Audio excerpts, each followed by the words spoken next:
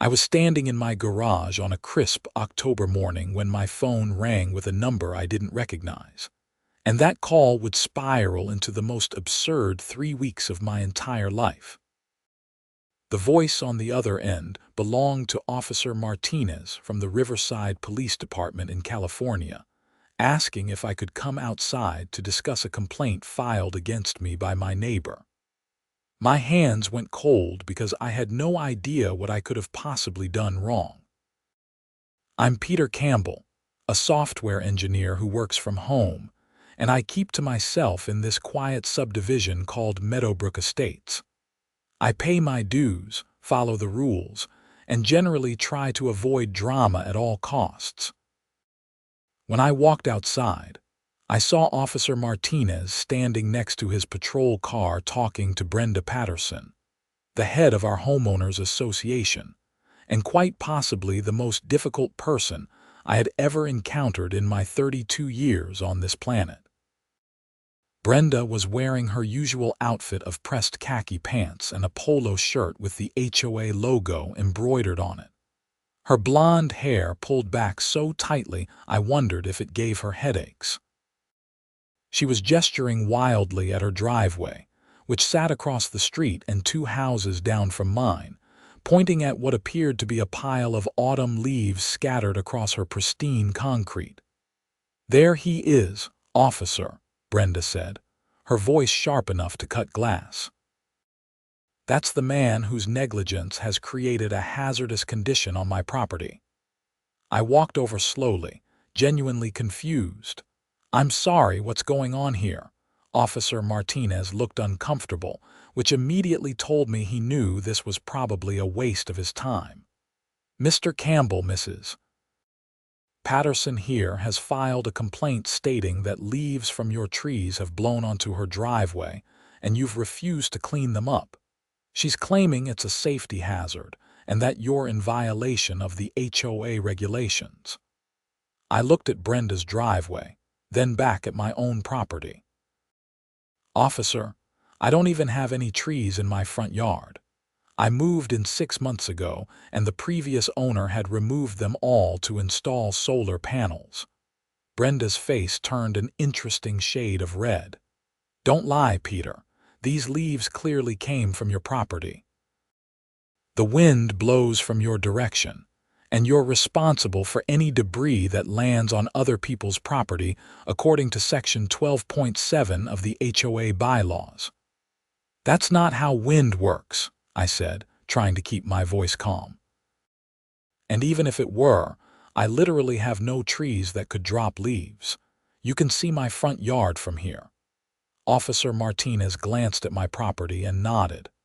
"Madam, I can see that Mr. Campbell's yard doesn't have any trees.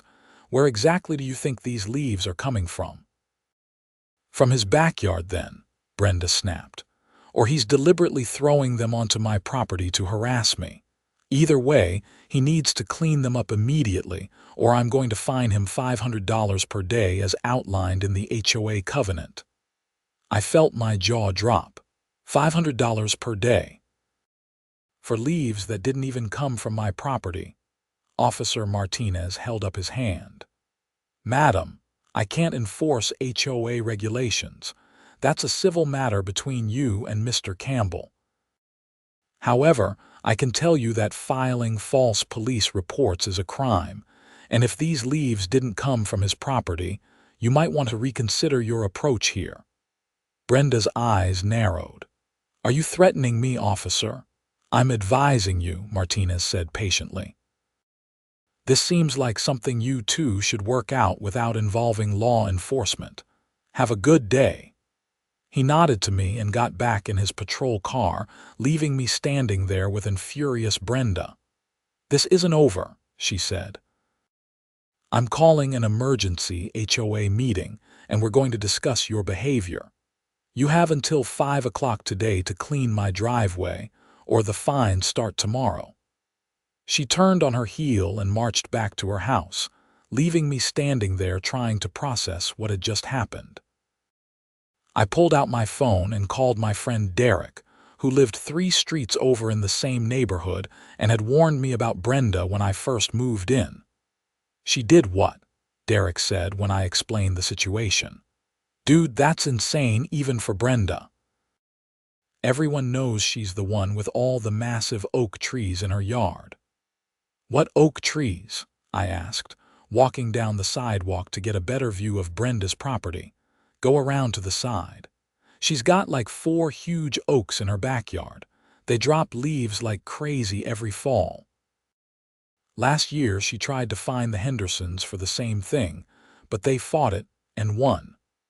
I thanked Derek and decided to do a little investigating on my own. I walked down the street and took the public sidewalk that ran along the side of Brenda's property. Sure enough, towering above her house were 4 massive oak trees, their branches heavy with golden and brown leaves.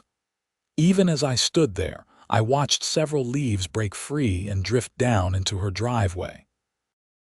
The wind was blowing from her backyard toward the front, carrying the leaves directly onto the concrete she had just accused me of contaminating. I pulled out my phone and started taking photos and videos. I wasn't going to let Brenda railroad me into paying fines for something I didn't do. I recorded for about 5 minutes, capturing multiple instances of leaves falling from her trees onto her driveway.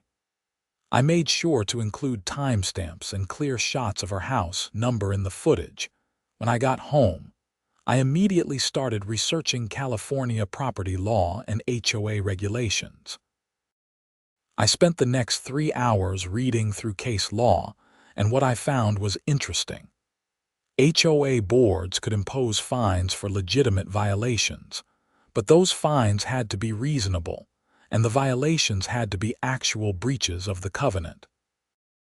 More importantly, board members could be held personally liable if they abused their authority or imposed fines in bad faith. At 4:30, there was a knock on my door. I opened it to find a young guy in a polo shirt holding a clipboard. "Peter Campbell," he asked. "That's me. I'm Ryan from the HOA management company. I've been asked to deliver this formal notice to you." He handed me an envelope and left quickly, as if he didn't want to be associated with whatever was inside. I opened the envelope and read the letter. It was from Brenda, written on official HOA letterhead, informing me that I was in violation of Section 12.7 and that fines of $500 per day would begin accruing as of 6 a.m. the following morning. The letter also informed me that an emergency board meeting had been scheduled for that Friday at 7 p.m. to discuss my pattern of violations and disrespect for community standards. Pattern of violations. I had never been cited for anything before. I didn't even have a parking ticket in this neighborhood. This was clearly personal, but I had no idea why Brenda had decided to target me. I sat down at my computer and wrote a detailed response, attaching the photos and videos I had taken.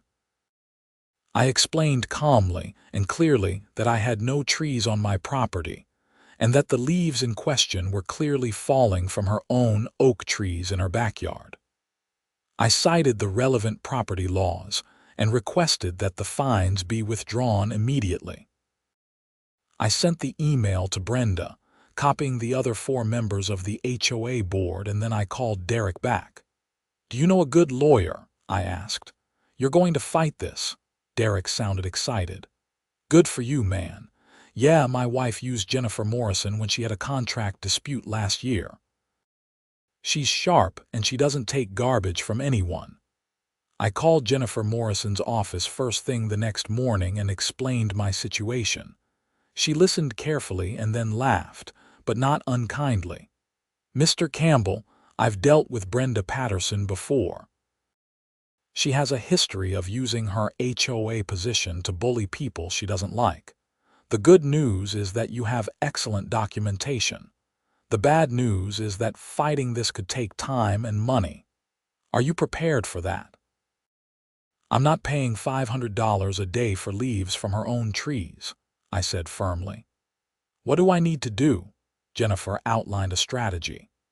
First, we would send a formal cease and desist letter to the HOA, demanding they withdraw the fines and threatening legal action if they continued. Second, we would attend the board meeting and present our evidence publicly. Third, if necessary, we would file a lawsuit against the HOA and Brenda personally for harassment and abuse of authority. How much is this going to cost me? I asked.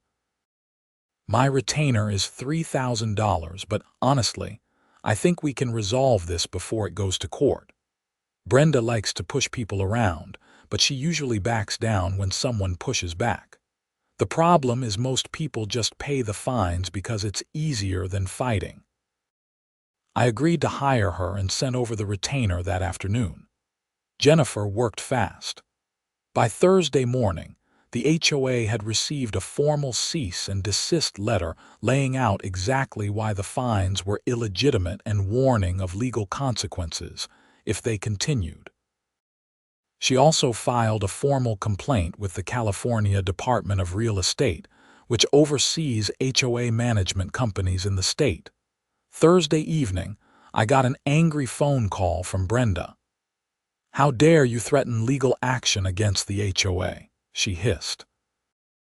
"We're volunteers trying to maintain property values, and you're treating us like criminals.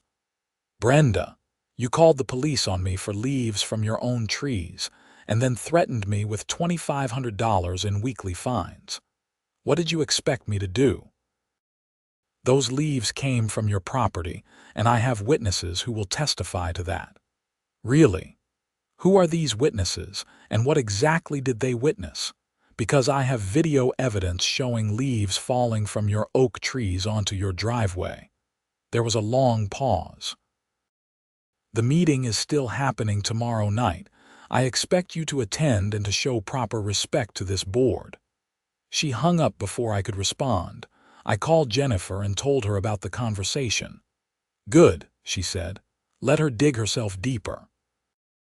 Make sure you record the meeting if California's a one-party consent state for recordings." Friday afternoon, I prepared for the meeting like I was preparing for a court case. I had printouts of all my photos, a laptop with the videos queued up, copies of the relevant HOA bylaws and California property laws, and a notebook full of points I wanted to make. Jennifer said she would attend with me as my legal representative, which seemed to surprise a lot of people when we showed up at 7 o'clock. The meeting was held in the clubhouse at the center of the neighborhood. About 30 residents were there, which was unusual because most HOA meetings attracted maybe 5 or 6 people. Apparently word had spread about the drama, and people wanted to watch. I recognized most of the faces, including Derek and his wife Amanda, the Hendersons that Derek had mentioned, and several other neighbors I had chatted with at community events.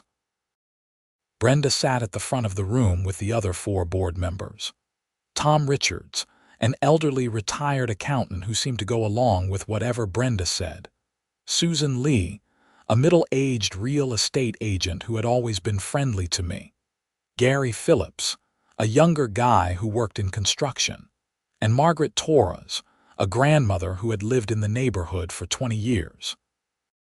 Brenda called the meeting to order and immediately launched into a tirade about how I was destroying property values and creating safety hazards by allowing debris from my property to contaminate neighboring homes. She made it sound like I was running a junkyard instead of just living in a normal house with no trees. And when confronted about this violation, Brenda continued, her voice rising dramatically, Mr. Campbell became hostile and combative. He refused to take responsibility for his actions, and instead hired a lawyer to threaten and intimidate the volunteer board members who are simply trying to do their jobs. Several people in the audience shifted uncomfortably. I noticed Susan Lee frowning at Brenda, and Margaret Torres was shaking her head slightly. Jennifer stood up smoothly. "May I address the board?" "And who are you?" Brenda asked coldly. "I'm Jennifer Morrison, Mr. Campbell's legal counsel. I'd like to present evidence that contradicts everything you just said. This is a closed HOA meeting. You have no right to be here." "Actually," Jennifer said, pulling out a copy of the HOA bylaws. Section 4.2 states that any homeowner facing disciplinary action has the right to bring representation to a board meeting. And since this is a meeting specifically called to discuss supposed violations by Mr. Campbell, that means I have every right to be here. Tom Richards leaned over and whispered something to Brenda, who looked like she wanted to argue but couldn't. "Fine," she said. "You have 5 minutes." Jennifer smiled. "That's all I'll need." She walked to the front of the room and connected her laptop to the projector. "First, let's establish some basic facts. Mr. Campbell moved into his home at 847 Sycamore Lane 6 months ago. The property has no trees in the front yard, as you can see from this Google Maps image I pulled up yesterday." She showed an aerial view of my property, clearly showing a tree-free front yard with solar panels on the roof. "Second," Jennifer continued, "let's look at Mrs. Patterson's property at 892 Sycamore Lane." She pulled up an aerial image of Brenda's house, clearly showing 4 large oak trees in the backyard. As you can see, Mrs. Patterson has 4 mature oak trees approximately 40 to 50 feet tall located in her backyard. She played the video I had taken, showing leaf after leaf falling from those trees and blowing into Brenda's driveway. The timestamp was clearly visible, as was Brenda's house number. This video was taken on Tuesday afternoon, the same day Mrs. Patterson called the police to report Mr. Campbell for supposedly causing the leaf problem. As you can clearly see, the leaves are falling from her own trees. The room was completely silent except for the sound of the video playing. Jennifer let it run for the full 5 minutes I had recorded, then turned off the projector and faced the board. "Not only are the fines unjustified," Jennifer said, "but calling the police to file a false report and then attempting to extort $500 per day from my client constitutes harassment and abuse of authority. We are demanding that the HOA immediately withdraw all fines and issue a formal apology to Mr. Campbell. Furthermore, we are requesting that the board conduct a review of Mrs. Patterson's fitness to serve as HOA president." The room erupted. Several people started talking at once, and I heard someone near the back say, "I told you those were her own trees." Brenda was standing up, her face bright red, trying to shout over the noise. "Order," she yelled. "I will have order at this meeting." Margaret Torres stood up and addressed Brenda directly. "Brenda, I've been on this board for 8 years, and I've watched you pull stunts like this before. I motion that we immediately withdraw all fines against Mr. Campbell and issue a formal apology." "I second that motion," Susan Lee said quickly. "You can't do that," Brenda sputtered. "I'm the president. I haven't recognized any motions." "You don't have to recognize a motion for it to be valid," Gary Phillips said, pulling out his own copy of the bylaws. "Any board member can make a motion, and if it's seconded, we have to vote on it. That's in Section 6.1. Tom Richards looked uncomfortable but nodded in agreement. "He's right, Brenda. We need to vote." "Fine," Brenda snapped. "All in favor of withdrawing the fines?" 4 hands went up immediately: Margaret, Susan, Gary, and Tom. Only Brenda voted against it. "The motion passes," Margaret said firmly. "Mr. Campbell, on behalf of the HOA, I apologize for this entire situation. You were wrongly accused, and you should never have been subjected to this harassment."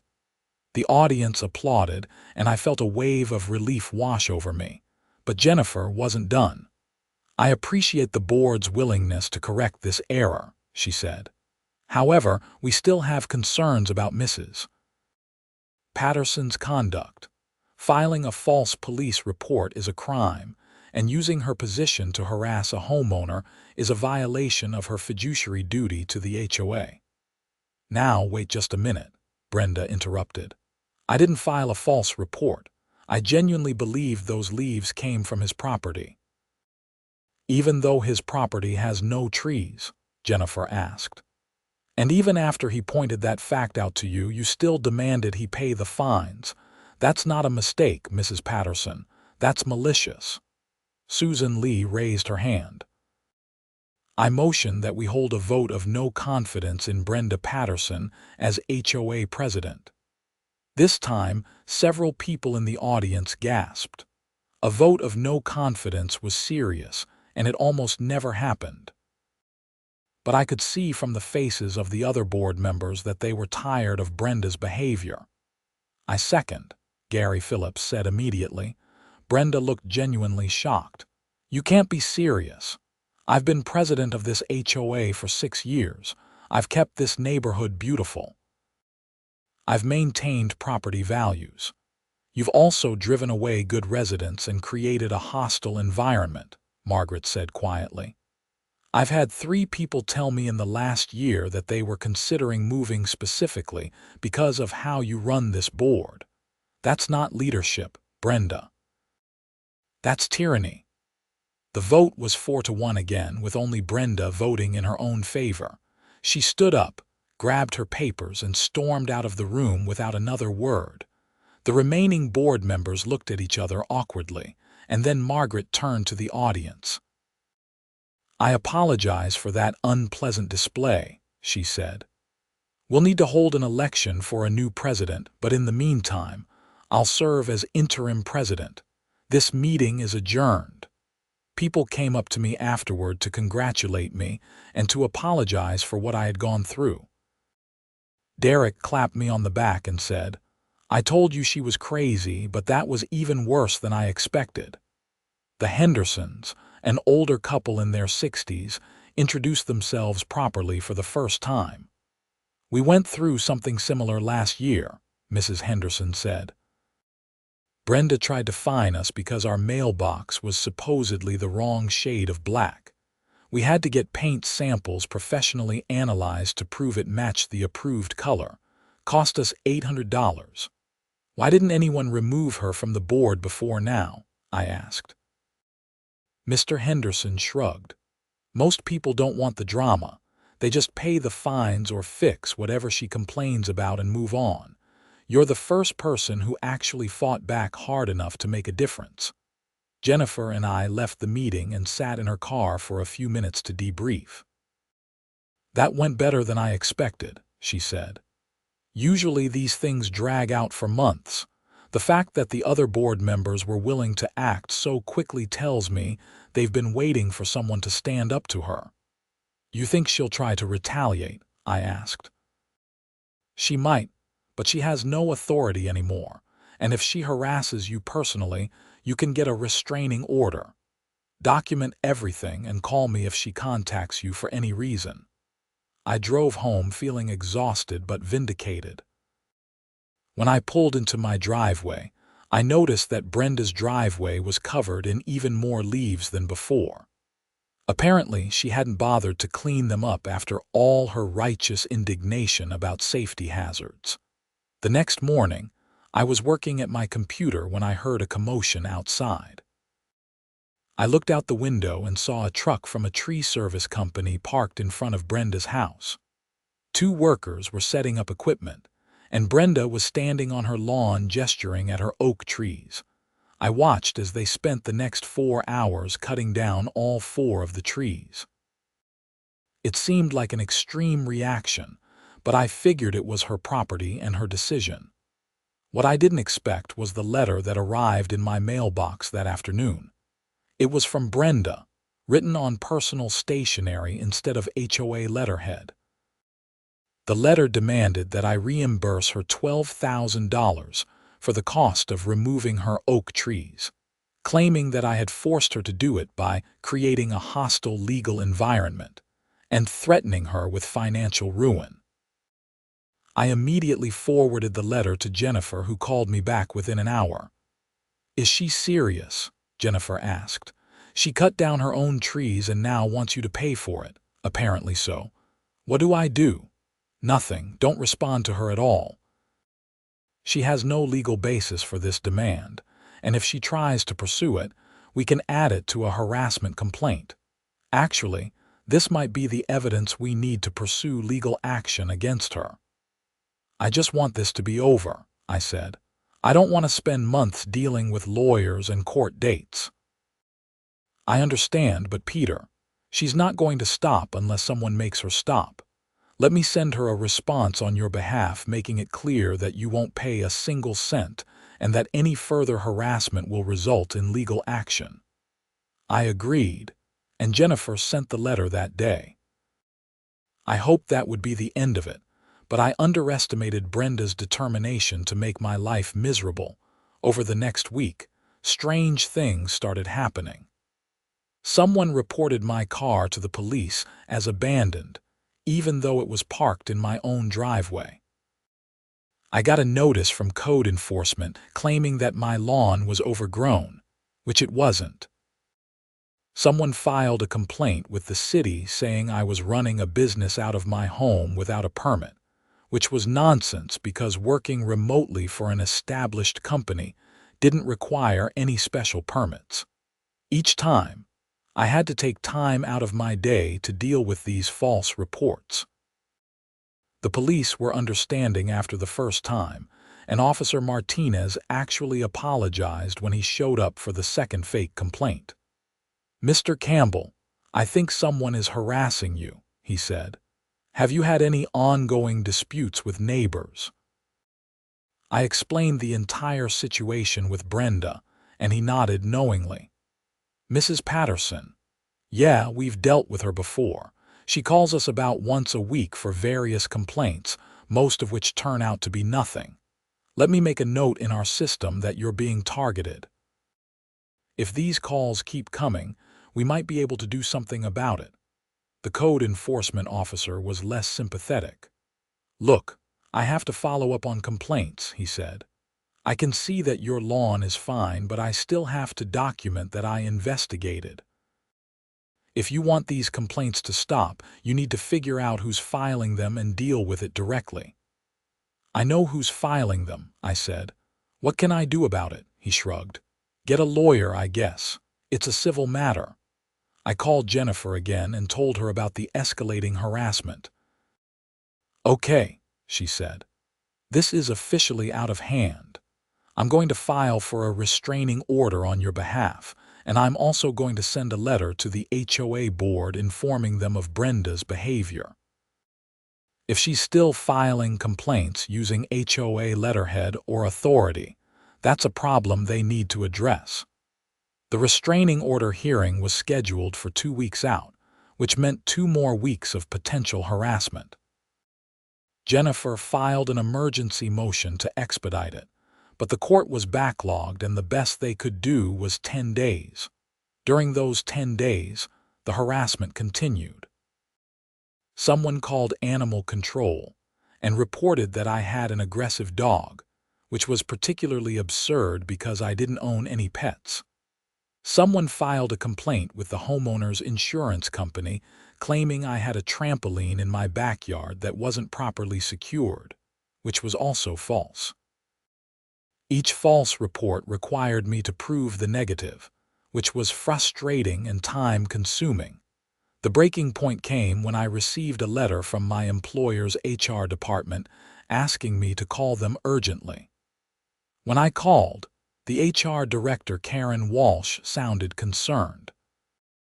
"Peter, we received an anonymous complaint that you've been making threatening statements about coworkers and that you might be a danger to yourself or others. Can you tell me what's going on?" My blood ran cold. This was my job, my livelihood. "Karen, I haven't made any threats to anyone.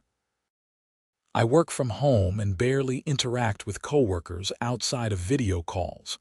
This is part of a harassment campaign by someone in my neighborhood. I'm actually in the process of getting a restraining order." "Can you document that?" Karen asked. "Absolutely. My lawyer can send you all the information you need." Karen sighed. "Okay, look, I believe you. This complaint didn't seem credible, but we have to investigate all reports of potential workplace violence. Send me whatever documentation you have, and we'll close this out." "But Peter, you need to get this situation under control. We can't have anonymous complaints coming in about our employees." "I'm working on it," I promised. I called Jennifer immediately, and she was furious. "This has gone way too far. Filing a false report with someone's employer crosses a line. I'm going to contact the police and see if they'll file charges against her for harassment." That afternoon, Jennifer and I went to the police station and met with Officer Martinez and his sergeant, a stern woman named Sergeant Ramirez.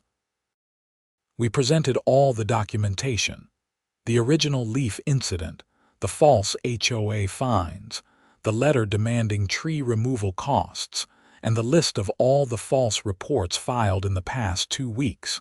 Sergeant Ramirez reviewed everything carefully. "This is clearly a pattern of harassment," she said. "The problem is proving that Mrs. Patterson is the one making these anonymous reports. Do you have any direct evidence linking her to them?"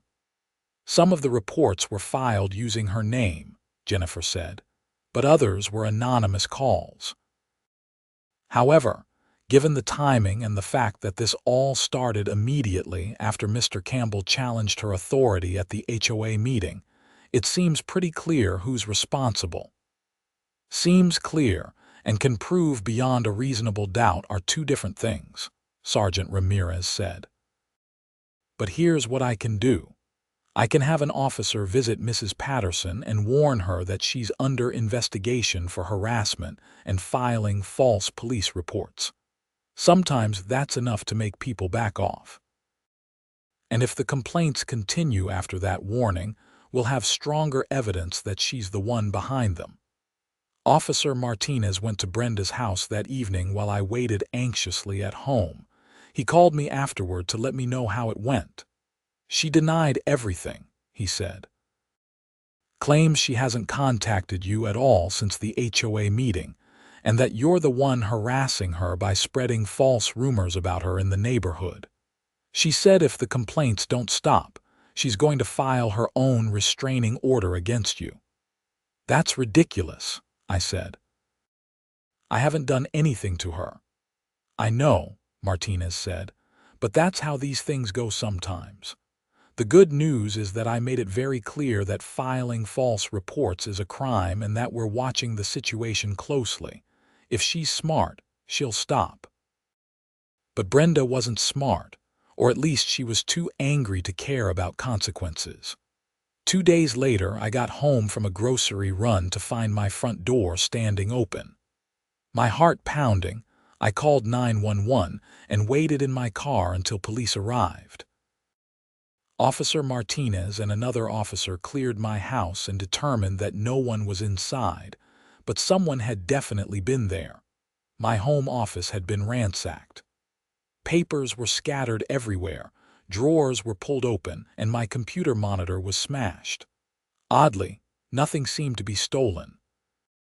My laptop was still there, my TV was untouched, and my wallet was sitting on the kitchen counter where I had left it. This wasn't a robbery. This was vandalism meant to send a message. The police dusted for fingerprints and took photos of everything. Officer Martinez looked grim. "Mr. Campbell, I think we're past the point of warnings. This is breaking and entering, criminal trespass and vandalism.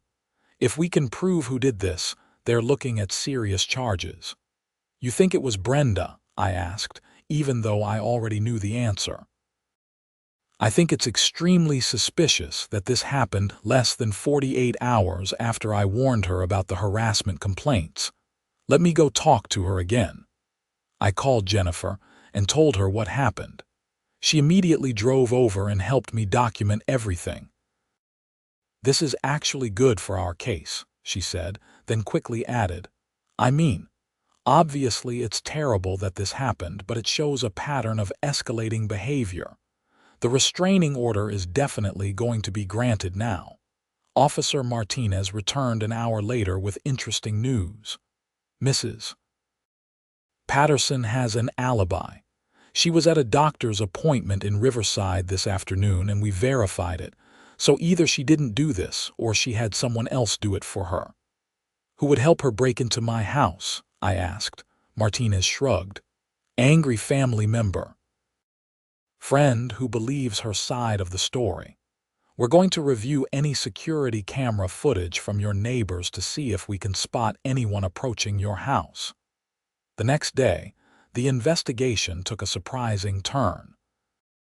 One of my neighbors, a retired veteran named Carl Morrison who lived directly across the street, had a security camera system that covered not just his property but a good portion of the street as well. When police reviewed the footage, they saw a young man in his 20s approach my house, look around nervously, and then use a key to open my front door. "You recognize this person?" Martinez asked, showing me a screenshot from the video. "No, I've never seen him before." "Well, we're going to find out who he is. We got a clear shot of his license plate when he drove away." The police traced the license plate to a man named Jason Patterson, age 24, who turned out to be Brenda's son.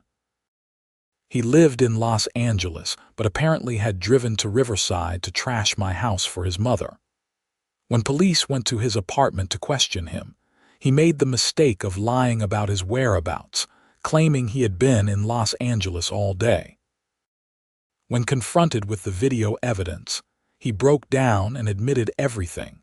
According to Officer Martinez, Jason said his mother had called him crying and told him I was trying to destroy her life.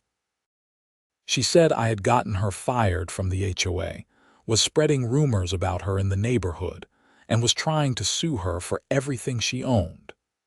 She convinced him that I was the villain, and he decided to teach me a lesson by breaking into my house and destroying my office. "He gave us the key," Martinez said. "Apparently, your HOA has a master key system for emergencies, and Mrs. Patterson still had access to it even though she's no longer president. She made a copy of your key and gave it to her son." "That's insane," I said. "All of this over some leaves." "It's not really about the leaves anymore," Martinez said. "It's about control and ego. She couldn't handle being challenged, and she definitely couldn't handle losing her position on the board. Some people just can't deal with that kind of perceived humiliation." Both Brenda and Jason were arrested the following day. Brenda was charged with conspiracy to commit burglary, criminal trespass, harassment, and filing false police reports. Jason was charged with burglary, criminal trespass, and vandalism. The bail for each of them was set at $50,000. I had to take a day off work to give a formal statement to the police and to meet with the district attorney's office. The assistant DA assigned to the case was a sharp young woman named Michelle Chen who seemed genuinely appalled by what had happened. "Mr. Campbell, I want you to know that we take cases like this very seriously," she said. "What Mrs. Patterson did was use her position of authority in the HOA to target and harass you, and then she escalated to actual crimes when that didn't work. We're going to prosecute this to the fullest extent of the law." "What kind of penalties are we looking at?" I asked. "For Mrs. Patterson, she could face up to 3 years in prison if convicted on all counts. For her son, he's looking at 2 to 4 years. Of course, they'll probably try to plea bargain, but given the evidence we have, we're in a strong position." The restraining order hearing happened as scheduled, but with the criminal charges pending, it was almost anticlimactic. The judge granted a 5-year restraining order prohibiting Brenda from contacting me or coming within 100 yards of my property. He also issued a separate order prohibiting Jason from contact. Mrs. Patterson, the judge said sternly, I've reviewed the evidence in this case, and I'm frankly shocked at your behavior. You held a position of trust in your community, and you abused that trust to harass a neighbor over the most trivial of disputes. You should be ashamed of yourself.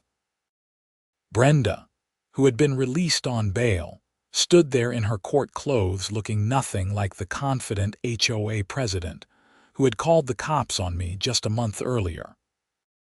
Her lawyer, a tired-looking public defender, tried to argue that this was all a misunderstanding, but the judge wasn't having it.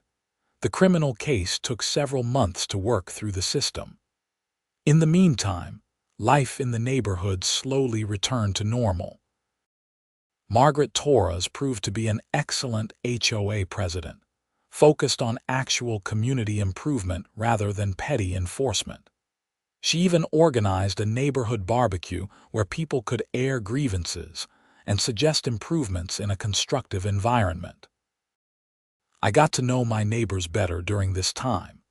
Many of them shared their own horror stories about Brenda's tenure as president. The Hendersons told me about the mailbox incident in detail, but they also told me about 3 other families who had been fined for ridiculous violations like having the wrong style of doormat or parking their car in their own driveway at the wrong angle. Several people thanked me for finally standing up to her. Derek and his wife Amanda became good friends. We started having weekly dinners together, and Derek helped me repair my home office after the break-in. This is the most excitement this neighborhood has ever had, he joked. Usually the biggest drama is someone forgetting to bring their trash cans in on time. In December, about 2 months after the arrests, I got a call from Michelle Chen at the DA's office. We've reached a plea agreement, she said. Mrs. Patterson is pleading guilty to conspiracy to commit burglary, harassment, and 1 count of filing a false police report. The other charges are being dropped. She's agreed to serve 18 months in county jail, 5 years of probation after that, and to pay full restitution for damages to your property. And her son, I asked. He's pleading guilty to burglary and vandalism. He'll serve 1 year in county jail and 3 years of probation. He also has to pay restitution. That seems light, I said, thinking about how they had violated my home and destroyed my sense of security. It does, Michelle agreed. But the reality is that trials are expensive and unpredictable. This way we guarantee convictions and jail time. If we went to trial, there's always a chance a jury could acquit them, and then they'd walk away with nothing. This isn't perfect, but it's justice. I thought about it and realized she was right. Brenda would be in jail for 1.5 years, would have a criminal record, and would be on probation for years after that. That was more than most HOA tyrants ever faced. The sentencing hearing was in January, almost 4 months after the day Brenda had called the cops about the leaves. I attended with Jennifer, who had become not just my lawyer but a friend through this whole ordeal. The courtroom was packed with people from the neighborhood who wanted to see how this would end. The judge listened to statements from both the prosecution and defense, and then he turned to Brenda. Mrs. Patterson, do you have anything to say before I impose sentence? Brenda stood up slowly. She had aged noticeably in the past few months, looking thinner and more frail than the commanding presence she had once projected. Your Honor, I want to apologize to Mr. Campbell and to my community. I let my pride and my anger control my actions, and I caused harm to someone who didn't deserve it. I know I can't undo what I did, but I want Mr. Campbell to know that I'm truly sorry. It was the first time she had apologized or even acknowledged wrongdoing, and I had to admit it sounded sincere. The judge nodded and then imposed the agreed-upon sentence. 18 months in county jail for Brenda, 1 year for Jason, along with all the other conditions of the plea agreement. As they led Brenda out of the courtroom in handcuffs, she glanced at me briefly. I couldn't read the expression on her face. Was it regret? Resentment? Embarrassment? Maybe all three. I felt a strange mix of emotions myself. I was glad that justice had been served, but I also felt sad that things had escalated so far over something so stupid. Outside the courthouse, several neighbors came up to talk to me. Mrs. Henderson gave me a hug. "Thank you for standing up to her," she said. "A lot of us were too scared to fight back, and she got away with bullying people for years because of it. I just didn't want to pay fines for leaves that weren't even from my trees," I said. "It was never really about the leaves, though, was it?" Carl Morrison, the neighbor whose security camera had provided the key evidence, shook my hand. "It was about power and control.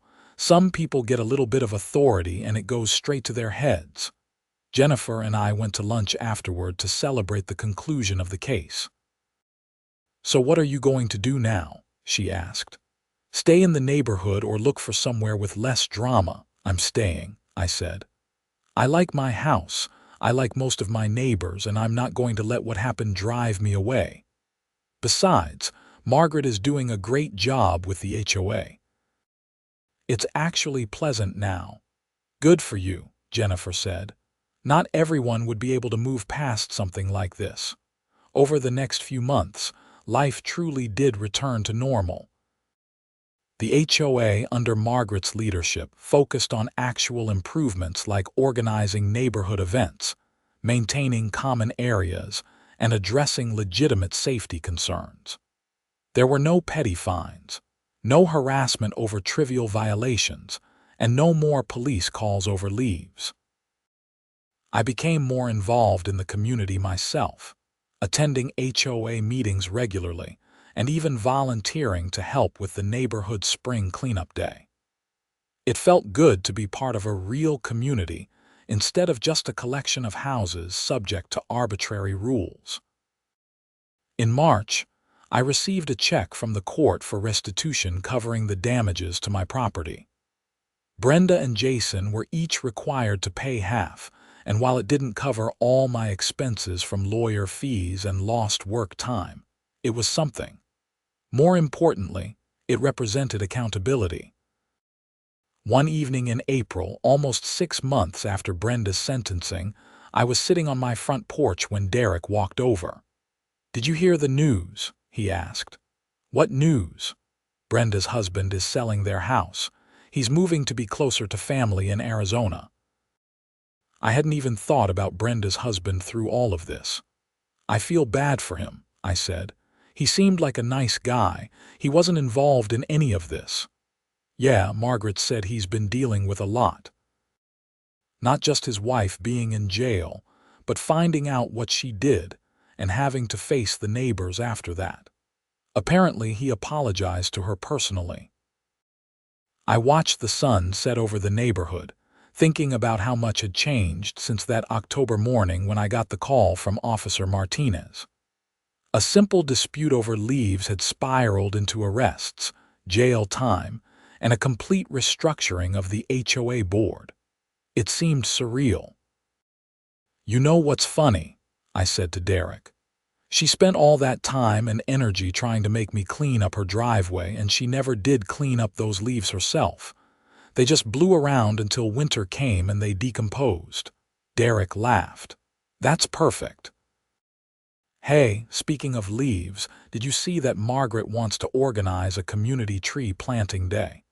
She wants to plant new trees throughout the neighborhood to replace some of the older ones that are dying. Let me guess, oak trees. Actually, no, she's suggesting maples and dogwoods. Less mess, better for the environment, prettier flowers in spring." "That sounds nice," I said. "Count me in." In May, I attended Brenda's first probation hearing. I didn't have to be there, but I felt like I should see it through to the end. She had been released from jail after serving her sentence and was now living with relatives in another county. She looked different in civilian clothes, smaller somehow, less imposing. Her lawyer requested that some of the probation conditions be relaxed, but the judge denied the request. Mrs. Patterson, you'll serve your full probation term as agreed, the judge said. I suggest you use this time to reflect on your actions and to make better choices in the future. After the hearing, I ran into Brenda in the hallway. She stopped when she saw me, and for a moment I thought she might just walk away, but then she approached me slowly. "Mr. Campbell," she said quietly, "I know I already apologized in court, but I wanted to say it again directly to you. What I did was wrong, all of it. I let my ego and my need for control turn me into someone I don't even recognize. I'm truly sorry for what I put you through." I studied her face, looking for signs of insincerity, but she seemed genuine. "I appreciate you saying that," I said. "I hope you're able to move forward and rebuild your life." "Thank you," she said. "I'm in therapy now, working on understanding why I behaved that way. My therapist thinks I have some control issues stemming from my childhood. Not that that excuses anything, but at least I'm trying to understand it so it doesn't happen again." We stood there awkwardly for a moment, and then she nodded and walked away. I watched her go, feeling a strange sense of closure. The woman who had called the cops over leaves and then orchestrated a break into my home was gone, replaced by someone who seemed genuinely remorseful and committed to change.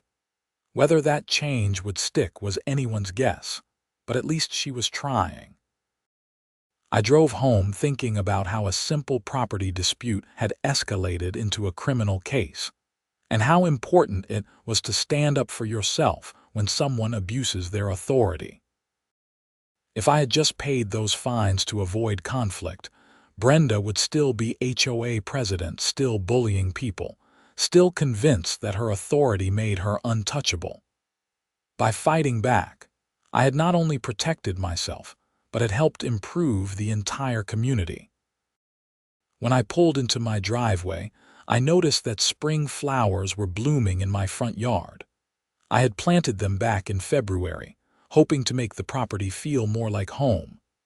They were thriving, bright splashes of color against the green grass. My house looked welcoming and peaceful, nothing like the battleground it had been 6 months ago. Inside, I made dinner and settled in to watch a movie, feeling grateful for the quiet normalcy of my life. My phone buzzed with a text from Amanda inviting me to a barbecue at their house that weekend. I replied yes, and added that I'd bring my famous potato salad, which had been a hit at the last neighborhood gathering. As I sat there in my peaceful home, surrounded by my belongings, no longer looking over my shoulder for the next crisis or false complaint, I realized something important. Justice isn't just about punishment or revenge. It's about accountability, about drawing clear lines between acceptable and unacceptable behavior, and about protecting people from those who would abuse their power. Brenda had learned that lesson the hard way, and the community had learned something too. We learned that HOA boards are supposed to serve residents, not rule over them. We learned that challenging unjust authority is not only possible but necessary. And we learned that standing together against bullies is more effective than suffering individually in silence. The next HOA meeting was scheduled for the following week, and I planned to attend. Margaret had sent out an agenda that included discussions about updating the community playground, organizing a summer block party, and reviewing the budget for landscaping improvements. These were the kinds of things an HOA should focus on, not tracking leaves or measuring lawn heights or fining people for trivial aesthetic violations. I thought about all the people over the years who had been fined or harassed by Brenda and had just paid up rather than fight. I thought about the Hendersons spending $800 to prove their mailbox was the right color. I thought about families feeling stressed in their own homes, worried about the next complaint or citation. All of that had changed now, and while I hadn't set out to be some kind of neighborhood hero, I was glad that my refusal to back down had made a difference. Saturday morning, I was trimming my hedges when Carl Morrison walked over. "Need a hand?" he asked. "Sure, if you want to help." We worked together for a while, chatting about nothing in particular, and then Carl said, "You know, I've lived in this neighborhood for 15 years, and it's never felt more like an actual community than it does now. People are talking to each other, helping each other out, not just hiding in their houses afraid of violating some random rule." "That's how it should be," I said. "It is now, thanks to you. A lot of us were just accepting things the way they were because we didn't think we could change them." "You showed us we were wrong," I shrugged, uncomfortable with the praise. "I just didn't want to pay for something I didn't do." "Yeah, but you followed through. You got a lawyer, you documented everything, you showed up to meetings, you dealt with the harassment and the break-in and all of it." Most people would have given up or moved away. As spring turned into summer, the neighborhood truly transformed. Margaret and the board organized monthly community events, from movie nights in the park to holiday celebrations. Property values actually increased because people wanted to live in a community that was known for being friendly and well-managed rather than authoritarian and petty. In July, I got an email from Jennifer. She had just won another case against a different HOA on behalf of a client who had been unfairly fined. "I'm thinking of specializing in HOA law," she wrote. "Your case opened my eyes to how many people are being pushed around by power-hungry board members. There's a real need for lawyers who understand these issues and are willing to fight." I wrote back encouraging her. If my experience could lead to Jennifer helping other people in similar situations, then something good had come out of the whole mess. In September, almost a full year after the leaf incident, I stood in my front yard watching autumn leaves begin to fall. This time they were from the maple trees that the neighborhood had planted in the spring as part of Margaret's beautification initiative. A few of them drifted into my driveway, and I smiled, thinking about how much had changed. I grabbed a rake and spent a pleasant hour cleaning up the leaves, putting them in biodegradable bags for the city to collect. Some of the leaves had blown onto my neighbor's property, and some of their leaves had blown onto mine. That's just how wind works. That's just how life works. We all affect each other, and the key is to handle those small conflicts with grace and common sense rather than ego and spite. That evening, I attended the HOA meeting where Margaret announced that the neighborhood had won an award from the city for community excellence. We had the highest resident satisfaction ratings of any HOA in Riverside, and our community events had become a model for other neighborhoods. "I want to thank everyone who has contributed to making this neighborhood what it is today," Margaret said. "Especially those who had the courage to stand up for what's right, even when it was difficult. We're proof that HOAs can be a force for good when they're run properly." People applauded, and several of them looked at me. I felt my face flush, but I also felt proud. Not proud of the conflict or the drama, but proud that I had stood my ground and that something positive had come from it. After the meeting, as I walked home under the streetlights with Derek and Amanda, Derek said, "So, any regrets about moving to Meadowbrook Estates?" I thought about everything that had happened. The stress, the harassment, the break-in, the court dates, all of it. And then I thought about the friends I had made, the community we had built, and the positive changes that had resulted from one person refusing to accept injustice.